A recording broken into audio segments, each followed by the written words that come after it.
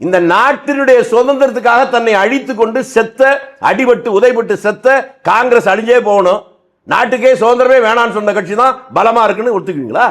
அப்படி ஒரு நிலைமை வருவது இந்த தேசத்திற்கு, இந்த மாநிலத்துக்கு விபரீதத்தை உருவாக்கி விட்டதோ என்கின்ற அச்சமும் பயமும் என்னை போன்றவருக்கு வந்தவருடைய விளைவுதான். நான் மந்திரி ஆகணும் நான் கேட்கல. நாடு நலம் பெறணும்னா ஒரு பெண் பிள்ளை மனை இன்றைக்கு தமிழ்நாட்டில் சொல்வதற்கு கூச்சமா இருக்கு. எங்க வீட்டில் இருக்க சின்ன கடைசியா இருக்கக்கூடிய அந்த பேர பிள்ளைங்க, பெண் குழந்தைங்க 7 வயசு 8 வயசு பிள்ளைங்க வெளியே போனா கூட வீட்டுக்கு வர்றவரெல்லாம் அடி வயிற்றுல நெருப்ப கட்டிட்டு இருக்க ஒரு நிலைமை வந்துருச்சு. இது எல்லாம் யாரோ அரசியல்வாதிகள் தான் குறைன்னு சொல்ல மாட்டேன். நிலத்தினுடைய வளம் எப்படி இருக்கோ அது மாதிரி தான் பயிர் பச்சைகள் வளரும். 540 எம்பிக்கள் இருக்கிற இடத்துல வெறும் 14 எம்பிக்கள் இருந்த திமுக காரங்களுக்கு 7 மந்திரி கொடுத்தோம்.